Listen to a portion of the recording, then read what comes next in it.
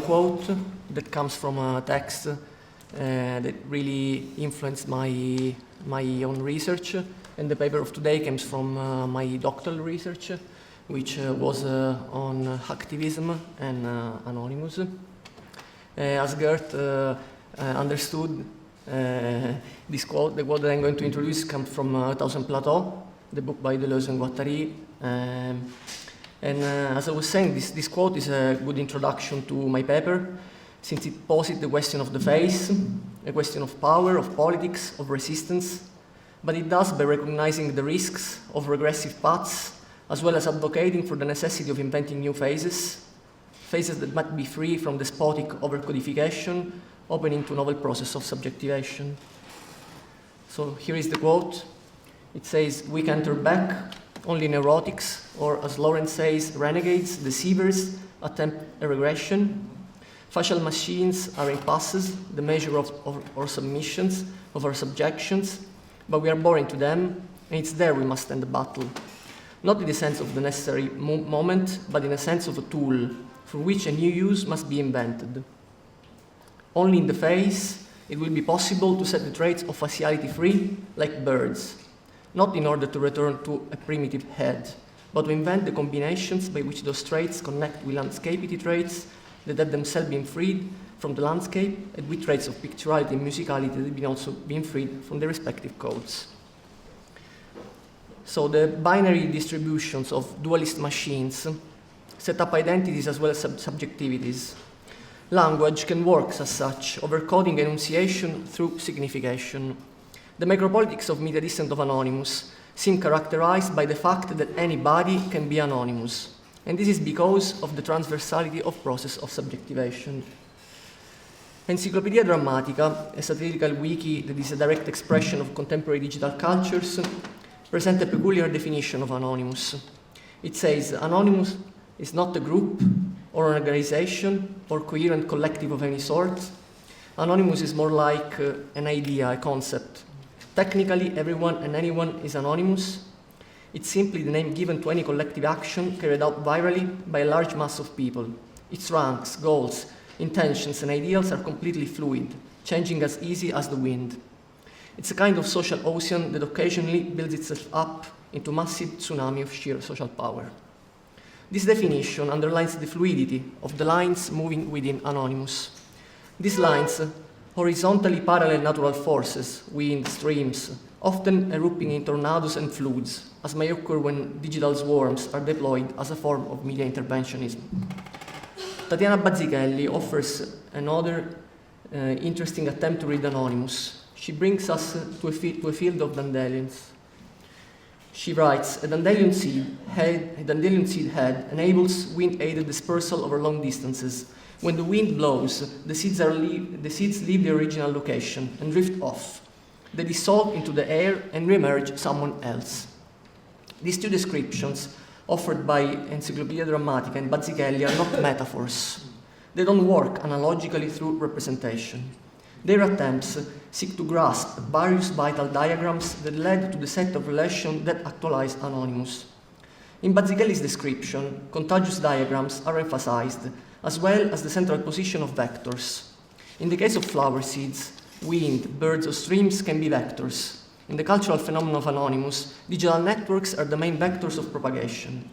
In a continual exchange with the external, the hacktivist machine of Anonymous spreads by originating always new relations, media action, and or cyber campaigns. Sure, there are also connections that become lost and finish. After all, as Félix Guattari never stopped to remind us, machines are not eternal. The machine does not only oppose the structure, it refuses the singular eternity that lays at the foundation of the ontological presupposition of the structure. Machinism challenged the immutable consistency of the structure and its greed of universal appliance through an ontology of finitude. The eternal principle of the structure is apolitical in itself, involving the existence of an immutable, quasi-transcendental order of things, one that does not leave spaces for changes. As Guattari wrote at the end of his career and life, the machine is shaped, quote, "The machine is shaped by desire for abolition. Its emergence is dabbled with breakdown, catastrophe, the menace of death." So Bazzichelli links Anonymous to other cultural forms that she defines as networked disruption. In particular, she links Anonymous to various practices of employing a collective moniker to demystify the bourgeois cultural logic of immutable identities and subjectivities. This is a subversive line of practice that allows Bazzichelli to connect the case of the neoist movement, or the more recent one of Luther Blissett, that Gabriella also introduced, with the activist assemblages of Anonymous. Both neoism and Blissett express the importance that collective monikers have in the art field, where authorship and originality are central dispositive for the commodification of the artwork, channeling art pieces to enter in machine of exhibition, promotion, trade. In the case of collective monikers, according to the Deleuzian reading of Nietzsche, the question shifts from the possible individual understanding of who is behind the name and the artwork to a de-individualized who, a question that attempts to challenge enslaving dispositive, such as the one of authorship. From this viewpoint, the aesthetic question concerning Anonymous becomes one about a Dandelion-like event, an eruption that by continuously recurring is capable of relating to the forces that populate and traverse it, intensively involving those lines that have yet to come. The Handbook of Guerrilla Communication is a collective book by Luther Blissett and Sonia Brunzel, and present a map collection of various tactics of joyful agitation and playful resistance to oppression. In the text, one section is dedicated to the magic of collective names.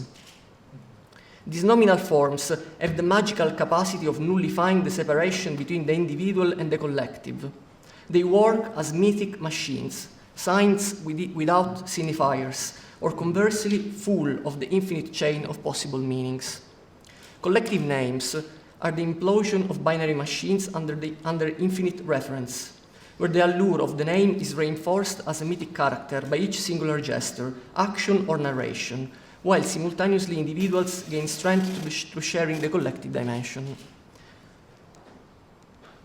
According to the collective authors, the multiple use name is a stratagem that finds its position on a complex course of descent of active resistance.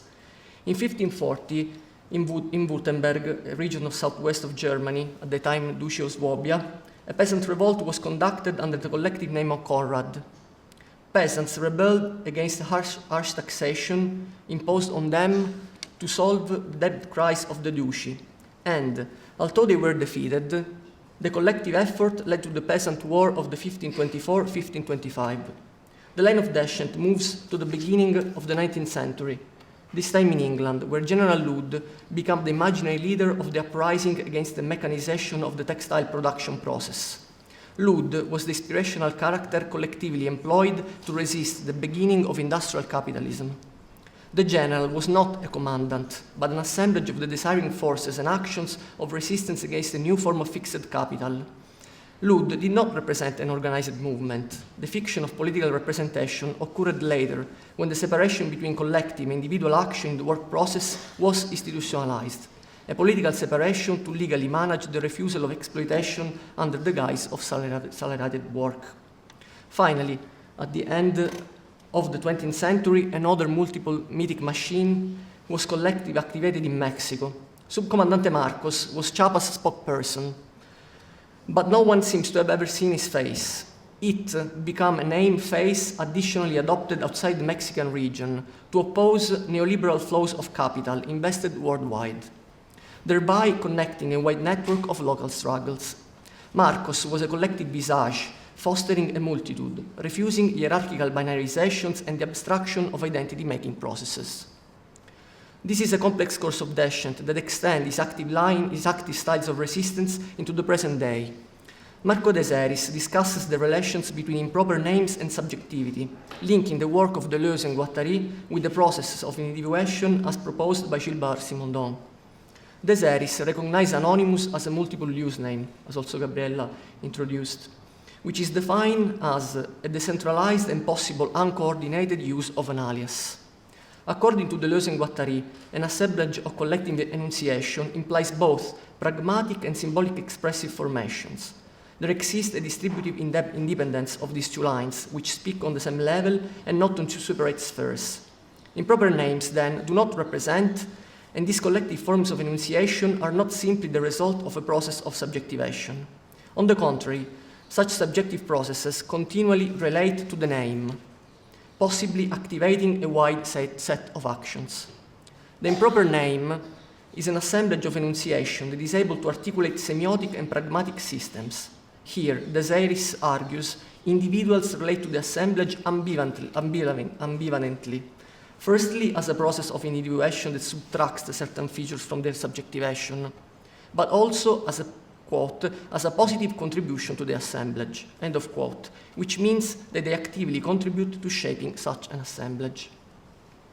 What Deseriis strongly underlines is the distinction between collective pseudonyms and multiple use names.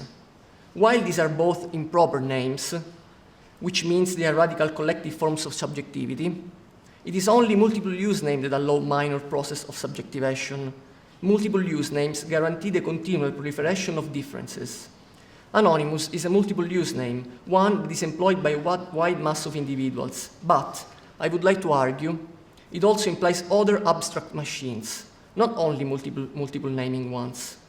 Anonymous can be linked back to Conrad and Marcos, positing its resistance on the same line of Dissent that actively opposed the emergence of always new power relations. However, the activism of Anonymous must also be considered in the light of the radical changes that occurred with the mass diffusion of digital networks, vectors that are continuously shaping the nature of the forms of power and resistance in networked media ecologies. In his book on Michel Foucault, Deleuze offers a precious clue on where we should look to identify the relations of power that are preponderant in our time. According to Deleuze, locating the forms of resistance, and in particular the style of these forms, is essential to comprehend the diagrammatic of contemporary power. While the face of the subcomandante was a symptom of the surfacing of innovative resistance forms to oppose power relations, ones which were geographically more dispersed and led by novel informational vectors, Anonymous relates to such a resistant lineage by precisely deploying its micropolitics of media dissent on the continuation of this digital networking capitalist expansion. I suggest, therefore, that Anonymous equally involved machines of facialization, the possible diagrammatic composition of traits of visagéité. Anonymous is an identity to be shared, a political collective, an activist or even a terrorist network, when is defined by power assemblages, despotic machines that constantly need a face to separate and define themselves. Nevertheless, such processes of facialization are discordant, equally allowing the media resistance of Anonymous to be deployed by reoriginating a necessary asymmetry against the power that is increasingly internet-worked. Deleuze and Guattari remark that the face is a politics. This is because relevant matters of power involve the face, in particular its arrangement and its possible active dismantling. According to their theorems of deterritorialization and machinic propositions, an abstract machine comes into play in the creation of a face. In archaic societies, there was no need for faces. Masks were often able to bestow a body with its collective belongings. The polyvocality of vital intensities traversing collectives could find actualization in different relational forms. Masks were often central in rituals, indexing on their traits the intensities that were vitally moving in between the collectives. By construct, in highly hierarchized societies, power relations are in continual need of visages, functioning as an output to protect and separate themselves from an outside. These facial separations involve the distribution of the binary machine, as well as its way of establishing identities, signification, and dominant subjectivities through dualist process of exclusion and the overcodification of lines. Anonymous is not exempt from power relations. Even if its collective enunciation is set up to dismantle the hierarchizing traits of faciality, Anonymous' potency of active resistance resides precisely in this contradictory attempt to originate an horizontal plane that may not only be individual, but also an assemblage of de-individualized creation, a plane that is able to let multiplicity swarm and combine within the possible creative outputs that are continually originated. This ambivalence precisely resides in the attempt of recreating asymmetrical lines of front lines of conflict. This is why it's paradoxical to attempt to explain Anonymous through the supposed visibility of its media actions. It is the same spectacular visibility of representation that, imposing a despotic signification, selects the traits of visagéité of Anonymous out of necessity. On the contrary, Anonymous is an attempt to crack the despotic machine of faciality. However, this does not happen along the reactive path that seeks to return to pre-modern idyllic semiotics. For instance, there will be no individual faces, only collective masks. This attempt occurs by new facial machinic assemblage and their potential lines of flight. As Deleuze and Guattari writes in Thousand Plato, dismantling the face is not mean affair, it's a measure affair. It is because it is not simply a question of tics or an amateur's or esthete adventure. If the face is a politics, dismantling the face is also a politics, involving real becomings, an entire becoming clandestine. This is the only way you will be able to dismantle them, your faces, and draw your lines of flight. End of quote. It is here that the face mask guarantees the activist becoming, a becoming anonymous. Territories are involved. These territories consist of vital lines moving horizontally, which deterritorialize the face in an attempt to dismantle its hierarchical processes and reterritorialize the traits in temporary frequencies. This plane can offer shelter to multiple becomings that are continually actualized through always creative media actions of dissent, campaigns, or other activities. Okay, as Garbella said, during Anonymous street demonstration, the mask began to be employed by chance, and participants so began to make themselves both recognizable and unrecognizable through the widespread use of the Guy-Fawkes mask. As she introduced, Fawkes was an English Catholic who allegedly planned the gunpowder plot in 1605. There was a conspiracy to undermine the kingdom of James I and blow up the House of Lords. So the mask was already a popular cultural icon thanks to V for Vendetta, this graphic novel that she spoke about, and later readapted in a blockbuster adaptation of the Wachowski. So the first Anonymous street masquerade was organized against the Church of Scientology. The church needed to individually facialize its opponents, binarily selecting them to consequentially act face by face, individual by individuals. So also the struggles, however, needed to be indexed, recreating an asymmetric diagram in order to be successful, against a power that is distributed in many institutions, texts, beliefs, networks. The problem can be stated as such. In over-mediated societies, it's almost impossible to dismantle the face without employing a stratagem. Employing the mask constitutes such a stratagem, a heretical stratagem to faire filer machines of faciality. But what do I mean by heretical stratagem? So first, according to Matthew Fuller and Hugh Goffey, stratagems rather than tactics, strategies, or simply recipes to be followed are, quote, operative constructs, in the sense that they have to be taken up, used, worked with, although with a certain care or cunning lest they fall, collapse, or blow up in one's face. Instead of being spatial, like tactics, or concerning with medium-long temporalities, like strategies, stratagems take advantage of emergence. Strategies work ecologically, scarily and relationally, through temporal contingencies and the continual opportunities that might arise. Secondly, the heretical character of the stratagem of the mask depends on the introduced contradiction and links to the key non-representational aspect of activism. The mask turns around despotic machines of faciality, yet it is not exempt for certain power relations.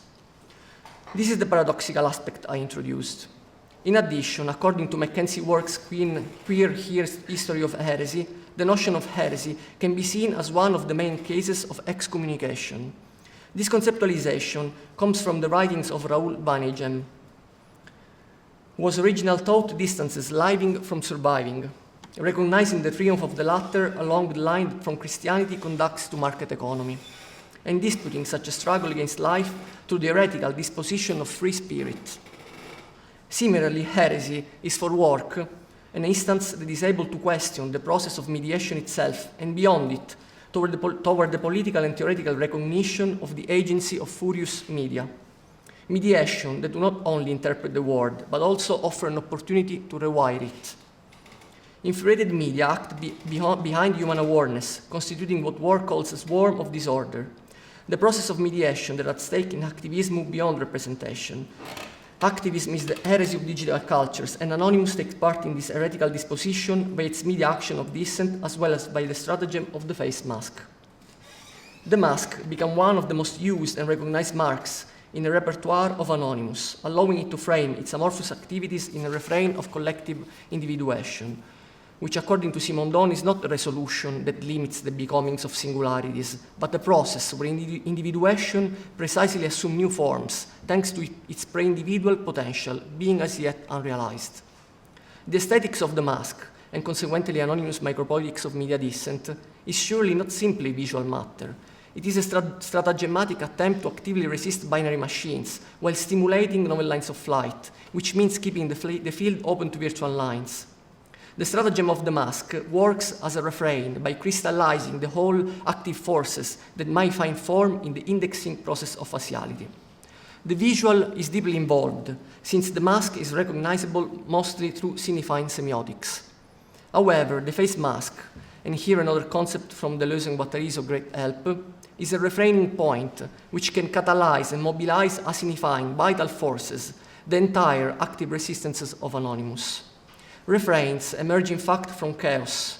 These are ways of stabilizing the multiple emergence of disordering tendencies. For instance, and this is the best example that Deleuze and Guattari give in Thousand Plato, singing a refrain song allows the child not to get lost in the cosmotic darkness she is facing while he's going back home, while allowing her to rhythmically relate to this unknown disorder, orientating through familiar and recurrent autonomous expressive points. In this term, the refraining of the mask open Anonymous to collective process of subjectivation, correspondingly guaranteeing anchor points to the chaotic and multiple becomings of his active resistance. The refrain of the face mask emerged as a singular point, contradictory, originated, and asymmetry in a networked front line. Alexander Galloway and Eugene Tucker mapped postmodern political transformations with reference to 3 diagrams of political conflict, each one with a proper historicity. The first diagram is symmetric, and it is exemplified by the conflict between 2 blocks, as occurred during the Cold War. This was gradually superseded by a second asymmetrical diagram, in which network structures oppose a block of power, as is the case with guerrilla movements. Finally, a second symmetry re-emerged, characterized by the opposition of 2 network diagrams. Highlighting the condition of contemporary conflicts within the symmetrical opposition between networks, the theory proposed by Galloway and Tucker is a critique of the celebratory voices of the network decentralization. By contrast, the assumption underlined the power of the network form as a dominant diagram for control and social organization. Arising from modernity, the network as a structure fits the limit of hierarchy and bureaucracy, and within it, institutionalized power have downgraded, following networking strategies. These strategies allow power forms to face, on the same decentralized field, the arising distributed menaces. So as they write, the power centers have evolved downward, adopting the strategies and structure of the terrorists and the guerrillas. End of quote. What is significant is that the authors push towards the recognition of new forms of resistance within such a decentralized network context.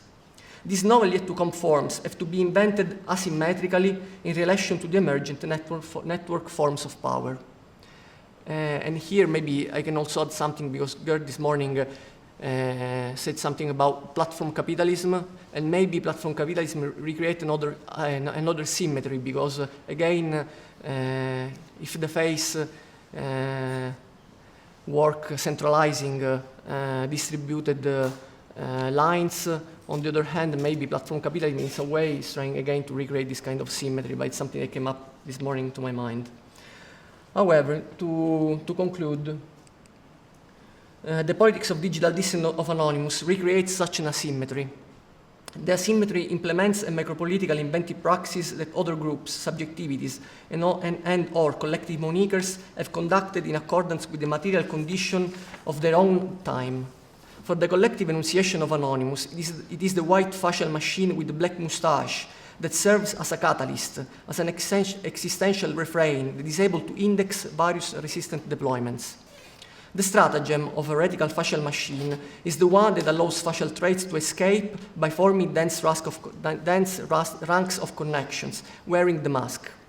If facial machines are machines of command, redundancies, that binarize and make of language an order capable of separating and define alterities to exclude these, capitalize on this separation and configure dominant subjectivities, there is no longer time for non-facial machines. In a global society of 7 billion human animals, the despotism of the face is the rule, not the exception. The nostalgic time of a past without visages, of tribes and societies without language and state, only offers new reactionary faces, such as those sought by fundamentalisms and nationalisms. Nowadays, it's not possible to escape from the commanding capabilities of facial machines. The aesthetic of the Mask of Anonymous implies a facial machine that does not look back, yet challenges the binarism that form itself. It does so through subjectivations and enunciation that are themselves plural, a sort of collective call to arms, which is directed towards active forces of resistance. Thank you.